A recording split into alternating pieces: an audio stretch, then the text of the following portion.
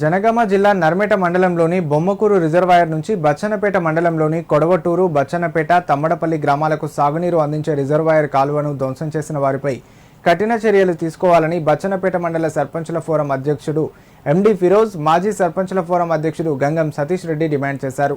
ఈ సందర్భంగా వారు మాట్లాడుతూ బొమ్మకూరు రిజర్వాయర్ నుంచి కాలువ ద్వారా కొడవటూరు, బచ్చన్నపేట, తమ్మడపల్లి గ్రామాల్లో సాగు చేసుకుంటున్న రైతులకు నీరు అందకుండా కాలువను పూర్తిగా ధ్వంసం చేయడం బాధాకరమన్నారు.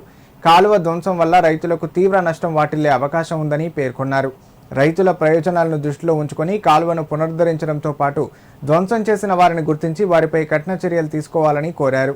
ఈ కార్యక్రమంలో సర్పంచ్లు మద్దికుంట రాధా, పోతుల వెంకటేశం, నాయకులు, కార్యకర్తలు పాల్గొన్నారు. చెరువులను నింపేది రైతులకు ఇబ్బంది కాకుండా చేసేది. ఖచ్చితంగా ఇప్పుడు కూడా మండలంలోని ప్రతి గ్రామంలో చెరువులు నింపాలని చెప్పి ఎల్లివ పరిస్థితుల వల్ల రైతులు వర్షాలు కూడా తీవ్ర ఇబ్బందులు పడుతున్నారు.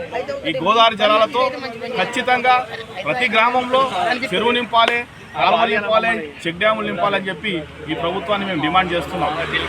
నిన్న మొన్న గోపురాష్పల్లిలో చిన్న ఇన్సిడెంట్ జరిగింది. ఎవరమైనా రైతులమే, దయచేసి గోపురాష్పల్లి రైతులకు కూడా చెప్తున్నాను, కరువు మండలం ఉన్న బచ్చన్నపేటకు నీళ్లు వచ్చే క్రమంలో మీరు ఎలాంటి కాలువలను కానీ ధ్వంసం చేయొద్దు. ఒకవేళ ధ్వంసం చేస్తే ఇరిగేషన్ శాఖ వాళ్ళపై కఠిన చర్యలు. ప్రతి సంవత్సరం ఈ సీజన్లో వాళ్ళు బ్రేక్ చేయడము, రైతులు తలాయిని డబ్బులేసి మేము రైతులుగా రిపేర్ చేసుకోవడమే తప్ప ఇరిగేషన్ అధికారులు కూడా పట్టించుకునే పాపాన పోవట్లేదు. ఇప్పుడే మా స్థానిక ఎస్ఐ గారిని కూడా కలవడం జరిగింది. వారు మాకు హామీ కూడా ఇవ్వడం జరిగింది. ఎవరైతే బ్రీచ్ చేసినారో వాళ్ళ ద్వారానే ఆ ఒక కెనాల్ రిపేర్ చేపిస్తాము అని.